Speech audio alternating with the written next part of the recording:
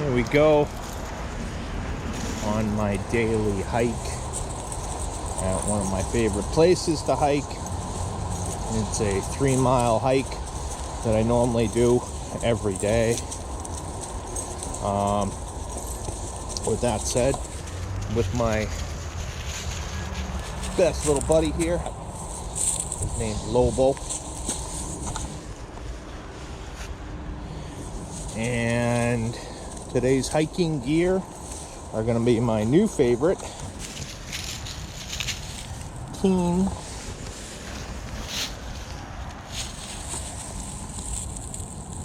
hiking boots. We have some proper tactical pants along with their shirt. I believe it's the Ev Cool, but I can put links to those on the bottom of the video. Now, this is our favorite place to hike, just outside of Boston. It's got a little bit of vehicular noise in the beginning and towards the middle, but otherwise, truly peaceful place to take a quick hike just before sundown through the woods. Where I start is kind of like this little swampy entrance, but later on in the video you'll see some really nice stuff. If you're a mountain biker, this is an excellent trail just outside of Boston. I'm not going to name it, but anyone that mountain bikes or likes a quick hike will know it. I'll leave a hint.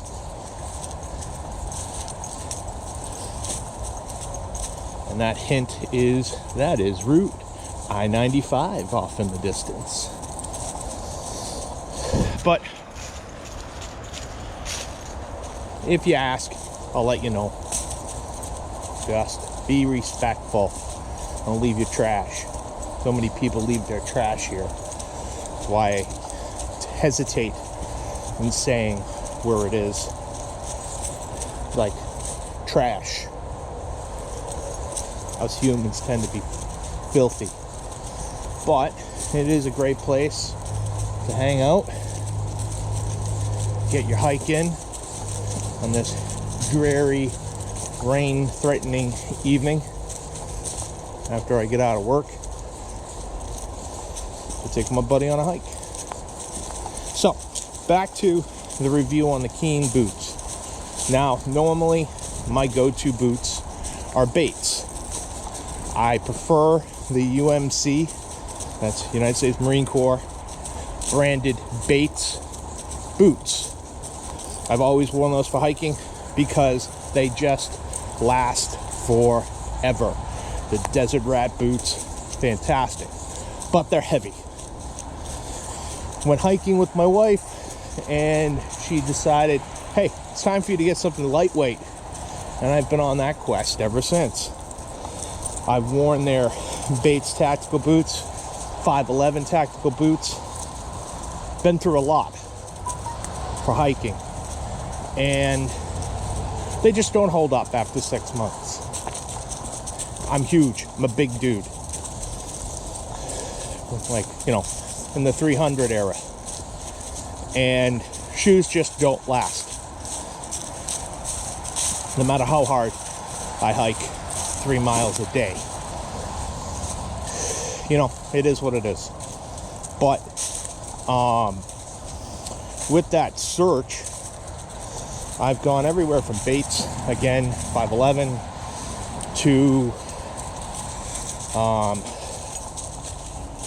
Morels, which held up the worst. 6 months, soles were falling off. Horrible boots. Now, on these Keen hiking boots, they're waterproof, super comfortable. Support that these shoes offer, unmatched. Now, I purchased them out of my pocket, spent $25 for them at a shoe store, and just liked the look of the construction, and it wasn't wrong. They are pretty fantastic. Some nice wool socks. Now, as you'll see from some of my hike, that it gets muddy, it gets wet. I go in the rain, I go in the sunshine. You'll see me hiking in winter months. So these shoes get put through the ringer, plus the general weight of my body, and these shoes just hold up. They're fantastic. The only issue, and it's not really an issue, but they are waterproof, so you will have to use some sort of foot deodorizing powder, because otherwise they just kind of hold in the abuse and the smells. Now we're at 5 months, and at 5 months I don't see a single piece of wear. They're fantastic. So highly recommend these. Keen, if you want to be a sponsor someday, you got a customer for life if you keep making these shoes this way. So we're getting up to our trailhead, cutting through the main area of the park.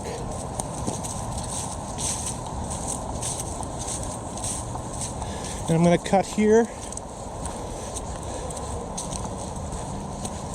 And hopefully I can get further down this line later before it gets too dark, so you can see some of the best views in this area. Now the hints are, this is Massachusetts Trail 44, and it's just outside of I-95 in the back half of Boston. But it is just amazing. You have all kinds of side trails for mountain bikes. Highly recommend it. See you soon. So this is a quarter of the way in. Hopefully I get the better image stabilization on. Don't think it was on earlier. But this is how you get across one of the beautifulest areas in this park, and that is the tall grass. You're going to see it. We go through these hedges. You can hear the car noise. It's a little bit louder because we're probably the closest to the highway, I-95, north and south. That it is. But really, still peaceful. Sorry about that. I don't want to film anyone without them knowing or asking. But here we go. We come through the hedgerows that are gorgeous during the summertime to this portion of the walkway. And this portion of the walkway is just vast open spaces. You can see the highway off in the distance.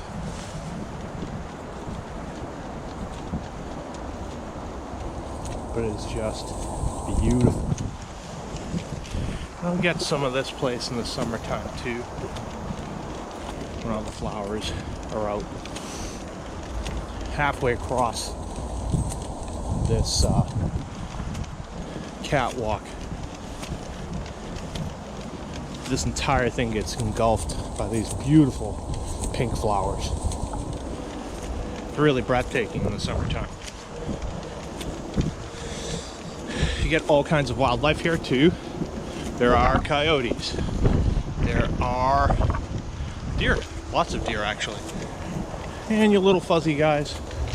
We had a possum the other night. Raccoons. But this is just the epitome of beauty right here. Peace. Totally peaceful. A few times I've sat up on the high spots and I've seen deer run right through here. In the end of where I walk, you usually end up at the Charles River, where it's at a junction. Now this trail goes probably, I want to say, another 6 or 7 miles all the way into the town of Needham.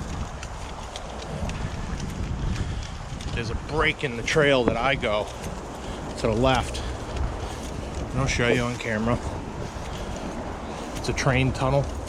You can see the train tracks in the distance maybe, but there's a break in the train tracks and you go through a tunnel and that takes you off to another 5 miles in direction, and it is just glorious. Now, as far as mountain bikes go, it's not like trying to bike up the Blue Hills, but you got some challenging spots, especially the further you go through the train tunnel, and it is a mud fest, especially if we've had a lot of rain like we've had this summer. I mean, I've been in mud all the way up to my ankles just walking it and hiking it.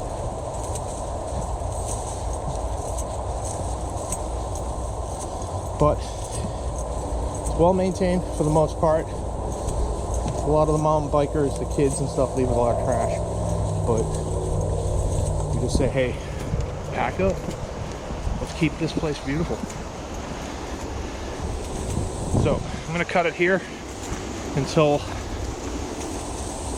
we get some more hiking pictures in for you, some more scenery anyways. Try and catch up to where I want us to film before it gets too dark to do so. But some good stuff, especially mountain biking. A lot of e-bikes. But tune in. And when I said there's mud, there is mud. And you will sink in. Your bike will sink in. The great little obstacles that this area has to offer. So we're at a fork. It splits onto other bike trails to the left.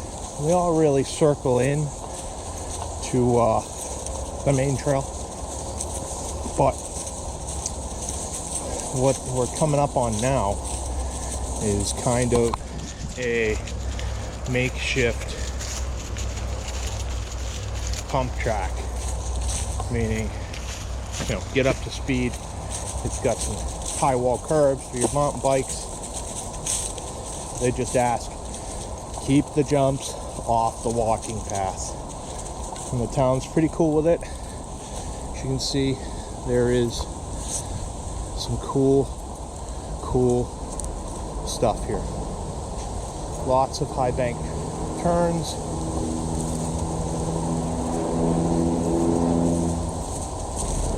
And some little decent jumps. I don't know if you can see how big they are from here from the vantage point, but you can get some air, that's for sure, with these jumps. So now we're getting into a junction on this trail. That's pretty cool. Hopefully you guys can deal with the image stabilization. I didn't bring my gimbal, so we're just working with what we got on the GoPro Hero 8 Black Edition.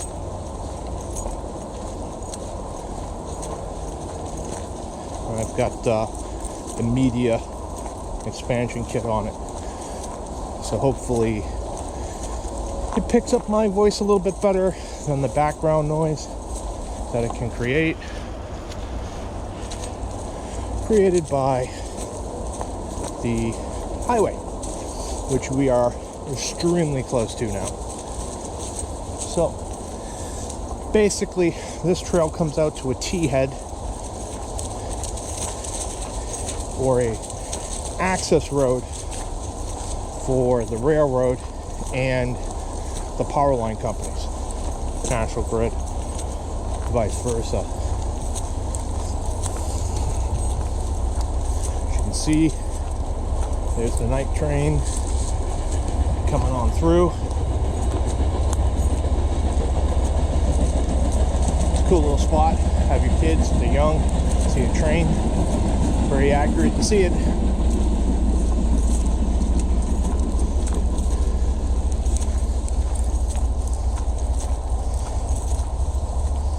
If you know Massachusetts geography, it's not hard to figure out where we are. But you're gonna have to look for it, because I did. There's a trail marker. And this is the T. Up that way, it's the access point to the highway. Up that way, it's the access point to the train tracks. But this is the continuation to the Blue Trail. And it gets muddy here, folks. Quite muddy. So today we're not going to go all the way to the water. I just don't think we're going to have the light for it. But I'm going to try and get you to where the turnoff is to the extended trail. So as you can see, it gets muddier and muddier from here. And I will tell you, these Keen boots, they hold up. Come on, Libby.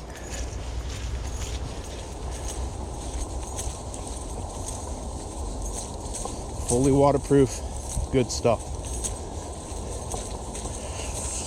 Now, the pants that I'm wearing are from a company called Proper. Right? Kind of almost looks like Propel, but it's Proper. They do a lot of law enforcement style pants, tactical pants, concealed carry stuff, belts. Been buying their stuff for a very long time. My daily work outfit uniform is mostly 511 and Safariland and all those things, but I prefer Proper. Now, I've had pants from their company that are still water resistant treated after 4 years. Now these is a brand new set. It's a brand new style. They got front slit pockets for your mag lights and mags and everything else. I wish they had 2 front slit pockets versus the little extended cargo that really doesn't even fit anything, including my pepper spray for work. Yeah, it's kind of a useless pocket there. I usually keep my rat's tourniquet in there for easy access, because that's about all it fits. But the addition of the slit pocket, which is right here, I keep my tactical flashlight and my Gerber knife in it. Fantastic. I wish they got away with the other pocket and done away with it and went with a slit pocket. Now, as far as how are they holding up? Well, we're 6 months in to wearing them pretty much every day. You know, when I buy pants for work, I'm going to be at work, I buy 4 pairs at a time. So, for that matter, unless I'm in uniform, I wear this to work, and they hold up normally. Now, this new generation, which is, I believe, the 2nd generation of Proper pants, mixed reviews, guys, mixed reviews. They're still water resistant. The coatings that they do are excellent. It's just the sewing on these pants are not as good as their originals. Now, that's not getting into warranties or anything. My gear, I purchased myself. No one gives me anything. So it's an unbiased review. Not just for activity-wise and quality-wise, but also from the perspective of I'm a big guy. There are not a lot of tactical pants that you fit into. Proper always has it. Now, I also carry concealed for my CCW, and I need even bigger pants so that I can conceal them. I carry a mag carrier and a full size with a Streamlight flashlight on it. So it gets difficult. These pants hold up. This generation, on the fence. Maybe I got, only 2 out of the 4 are showing severe wears. Maybe it's a different person that sewed them. I don't know. But normally, they're excellent. Highly recommend. Moving on, we are now at 2 miles in. Or really, for me, it's 2 miles in my total walk. So we're about a mile in. On the left, you'll see this cut through under the train tracks. This will take you on, if you follow it and keep following it, another 5 miles easily. But we're carrying on through here and showing you the 1.5 miles in. If I can make it to the water, we may not. Stay tuned.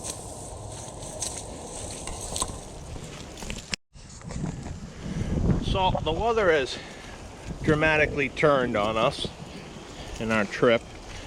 We made it to about 1.25 miles in. So today is not getting a full 3 miles. At least not on video. It's starting to get too dark. I don't think we are going to make it to the water in time to really do it any justice. So if I can, tomorrow, I'm going to come back and we'll try and get you some daytime views. So we're going to finish this up using my Galaxy Note because the GoPro battery died. But this is where I end up at the turnaround point of my walk. Super fun place. Such a beautiful place.